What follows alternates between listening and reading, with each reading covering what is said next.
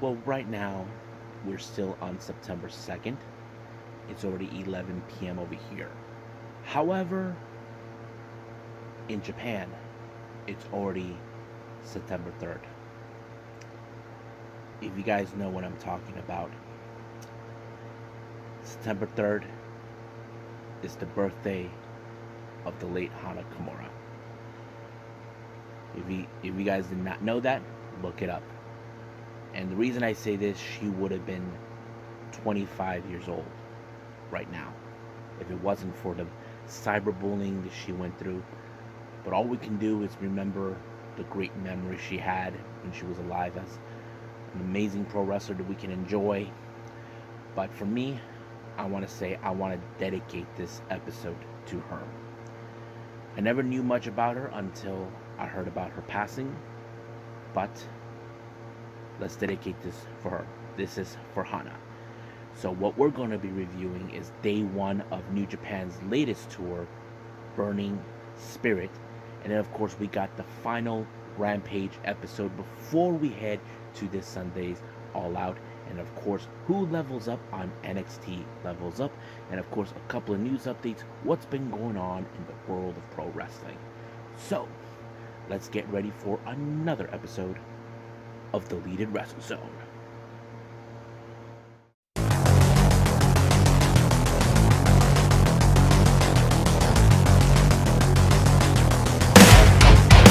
Are you ready? Get up, get up! Get up, get up! Get up, get up! Get up, get up!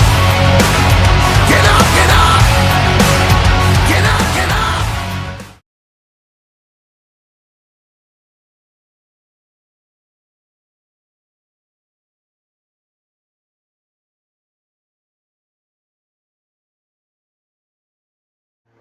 Welcome everybody to the Deleted Wrestle Zone. All things that is pro wrestling with AEW, NXT, New Japan Pro Wrestling, Impact Wrestling, the National Wrestling Alliance, various promotions, wrestlers, matches, and championships.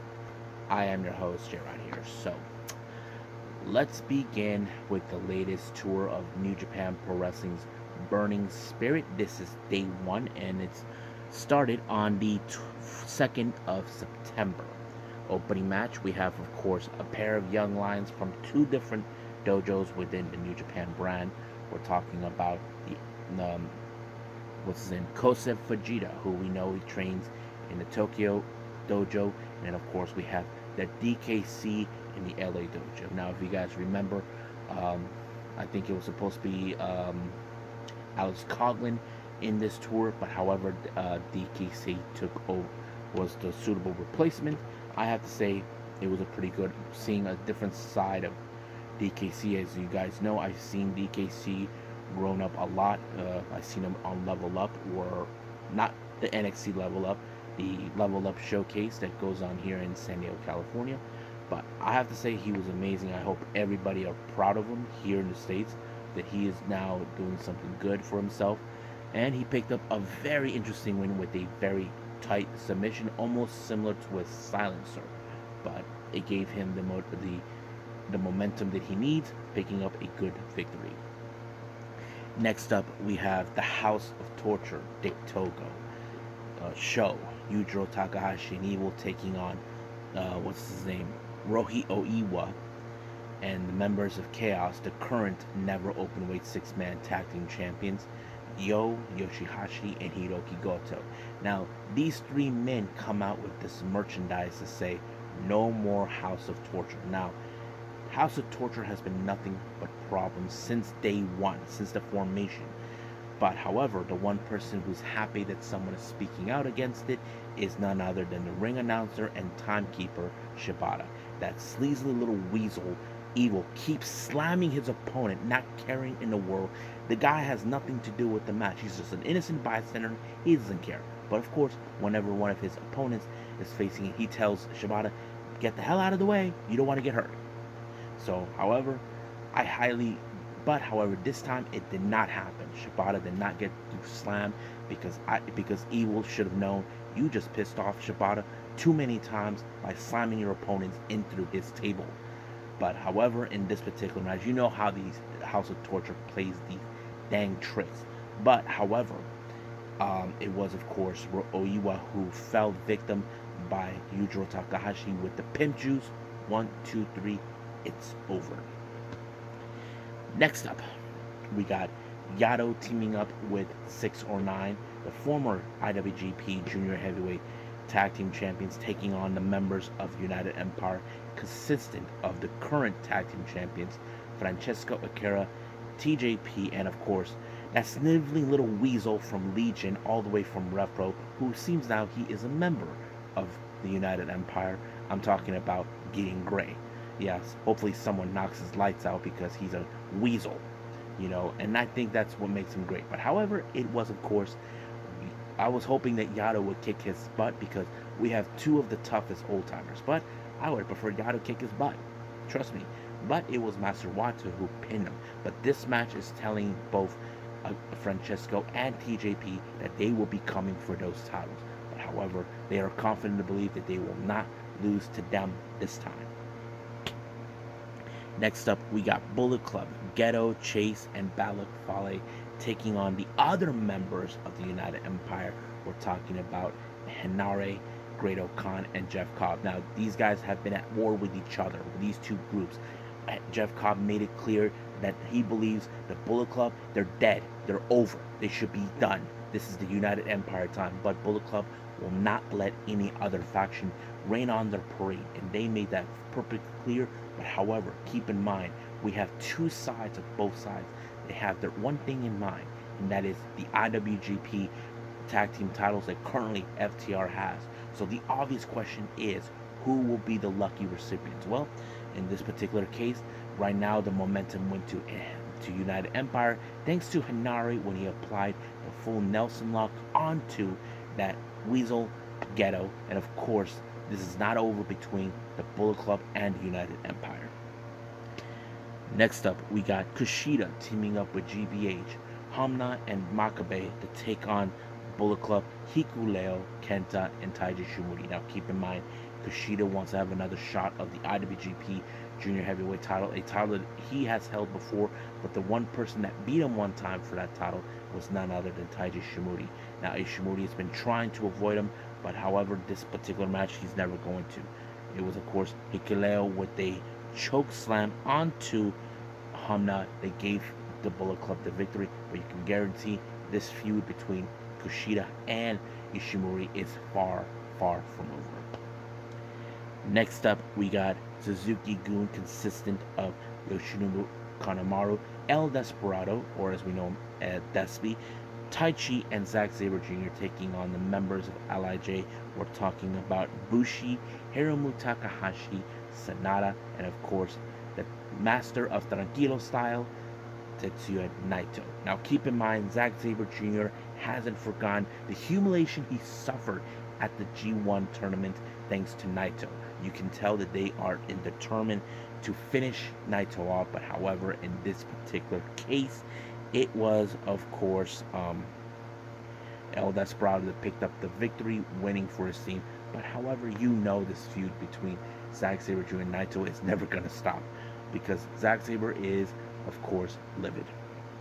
Now our main event, we have TMDK, Bad Dude Tito, Shane Haste, and Jonah for the first time as a trios, taking on the Total Yano of Chaos, the Ace, Hiroshi Tanahashi, and of course the leader of Chaos, Kazuchika Okada. Now keep in mind here, Jonah has one thing in mind, is to defeat Okada. Now he has beaten him before, but this time this is personal, to prove that he is the top dog. As you know, Okada is the top dog of New Japan, and this is where they put to the test. But however, Yano's usual tricks did not help in any way. He in fact ended up on the wrong side of the torpedo, giving Jonah the victory. But you can tell by the look of Okada's face, he knows that that Jonah is not going to stop until he gets the one thing he wants, is to destroy Okada. And of course, Jonah in the promo mentioned that TMDK are here to stay and they're going to take over New Japan Pro Wrestling. But the real question now, that because of this, I wonder what the other factions think. Most likely Bullet Club and United Empire. that is something we definitely got to pay attention to. So we will see the next Burning Spirit. Hopefully, I get to see that, and we'll go from there. But right now, let's move on to AEW Rampage.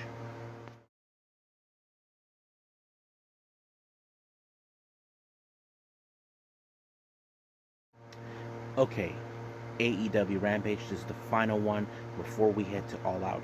It opened up with the semifinals of the Trios Championship Tournament. We have Best Friends and Orange Cassidy taking on the Dark Order and Hangman Page. Now, originally, Ten was supposed to be in this. Uno tried to step up, but he got himself beat up thanks to Andrade. Hangman Page decided to step up, but he said he's nothing but the interim guy until Ten returns. So I have to say, what a match. It showed the determination, who wants it more. However, we know that the Elite have been watching this particular match very closely to see who will be the first to become AEW World Trios champion. That is the key part. Now, these titles are meant a lot because, as you know, it shows who is the strongest faction who holds these titles, and I think that tells us all. Now, I have to say, as you know, somehow they were able to pick up moments where there's the buckshot lariat and very other things. But however, because of that, the distraction that took place, it did allow for John Silver to pick up the win onto Chuck Taylor, giving him the win. And I think that's something that very is surprising.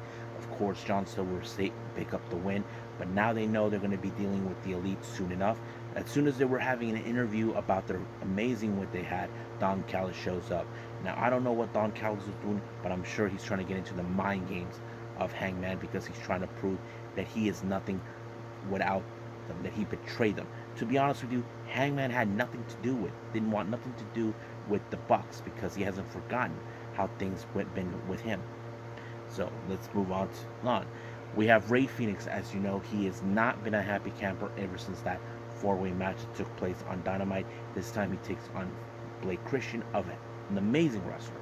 But however, it was Rey Fenix. You cannot deny the talent of Rey Fenix. He's always able to pick up a very strong victory, especially if he's dealing with a guy like Braveheart, Allheart, of whatever he calls himself. So he has the W when he pinned him. Now, Hook, on the other hand, had this interview. Once again, those hose bags, Menard and Parker, tries to antagonize him. They act like they think they're tough, but I think they're really scared of Hook. If I were them, because they think that they know what if, but Hook doesn't give a damn about what if. Just shut up and fight. That's what Hook wants. But if you can't deliver it, then I'm sorry, you're gonna get your ass pounded. If I know Taz, that's what he'll think. Now our next match is a mixed match. This was a rematch from the previous one we had with, of course, Tay Mello and her newly husband Sammy Guevara taking on Ruby Soho and Ortiz. I have to say there's been a lot of factors in this, but in this case there has been good moments. Of course, Ruby Soho headbutted Sammy for being an inconsiderate person. However, Ortiz decided to pull away Ty from the pin against Ruby, but in this case it was, of course, Ruby Soho that picked up the win by pinning Ty. However, because of this match, it did give the questionable doubt that Ruby Soho and Ortiz should be challenging for the AAA mixed tag team titles. Unfortunately, it looks like it's gonna happen in All Out. So Sammy and Tay may have to put those titles on, and they gotta be more careful than ever. Now, our next interview we had from, of course, Mark Henry. There's the tensions between both Athena and Jade Cargill. Jade Cargill has always been proclaiming she's better than everyone. But the thing is, Athena knows perfectly well since her arrival that she is scared of her. Now, she doesn't want to admit it, that she's scared. But the obvious thing is she really scared? Does she really honestly believe she can overcome someone like Athena? We know Athena's reputation. We know what she's done before coming to AEW. So the obvious question is, could Jade Cargill lose the title to Athena? That is something we're going to wait and see when it takes place. Now, As you know, on All Out, we have the AEW World Tag Team titles on the line. Swerve and Our Glory are ready to put the titles against the Acclaim. However, the Acclaim claims since they've been here, they have built up the bigger momentum than Swerve and Our Glory. However, Swerve Strickland doesn't believe that. He believes there's certain factors that does play out in their favor as well.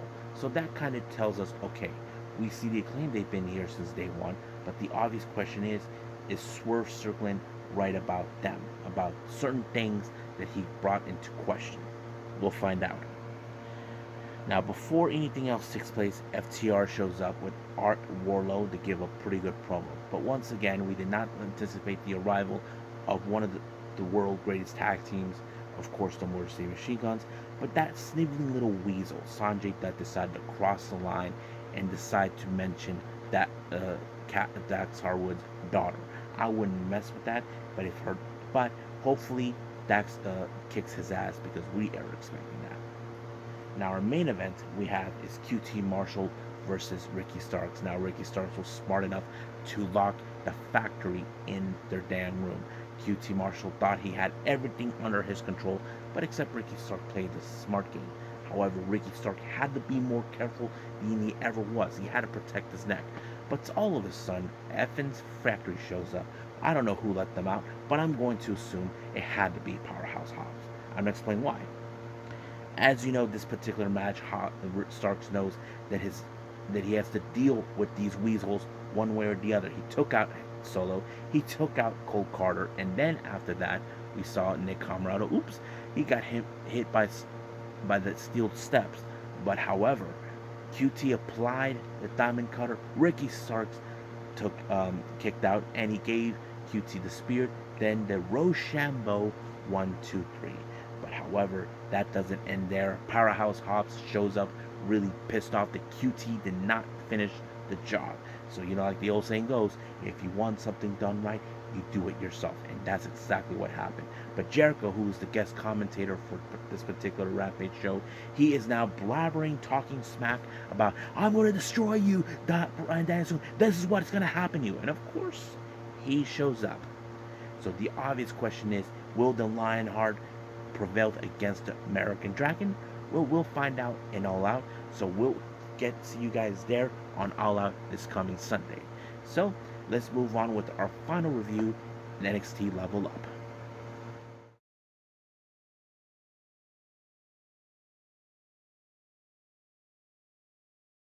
Okay, who levels up on today's episode of NXT Level Up? Well, let's get to it right now. Our first match, we have Duke Hudson versus Miles Bourne. Now, keep in mind, Duke Hudson has a huge chip on his shoulder, as you know. He feels that he's being denied, but he has to deal with a brand new wrestler who has been highly regarded by the coaches of the Performance Center.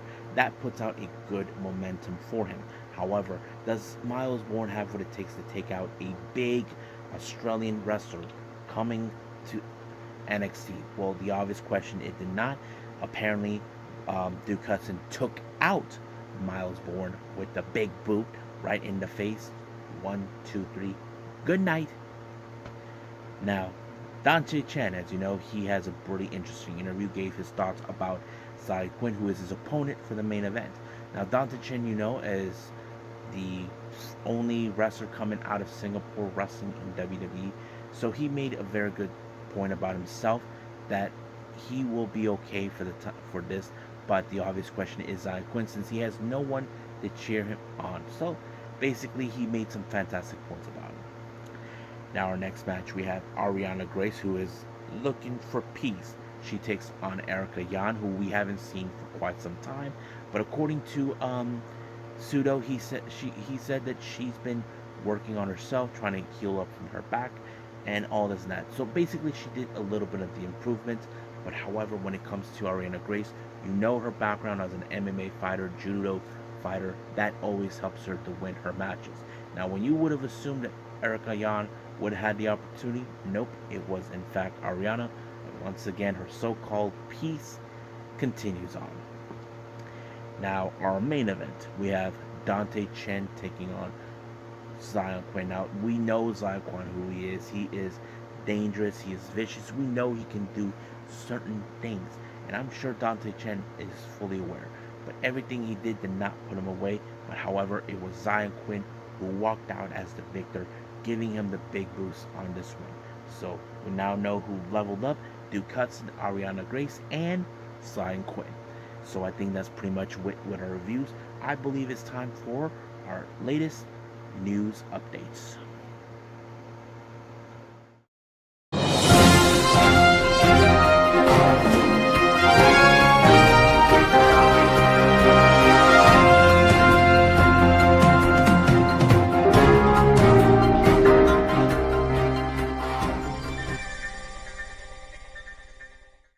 Okay, now we are here with the news updates. As you all know, recently in much latest episode, I revealed that House of Glory has announced for their upcoming pay-per-view Genesis. However, they haven't announced what matches were taking place. Well, look no further. We're going to have, of course, the House of Glory tag team titles on the line. So the Briscoes will put those against Dark Order's very own Evil Uno and his tag partner, former Dark Order member Stu Grayson. I have to say, this is gonna be a good match. I know everybody's gonna raise them up, and I'm sure everybody's gonna have a great time. So I'm excited. I wonder how you guys are excited. Now, RevPro. As you know, we mentioned about the British J Cup taking place very soon on October 22nd. But however, the return of the king. I'm talking about Murder Grandpa himself, Minoru Suzuki, makes his return to RevPro. I have to say, it's gonna be one hell of a time with Murder Grandpa being there. And of course, I feel sorry for whoever is gonna be facing him in the match. I'm sure they're gonna cry like a little girl. Now, we need positive vibes and prayers for this. It was later revealed wrestling legend, veteran Genichiro Tenryu has been hospitalized.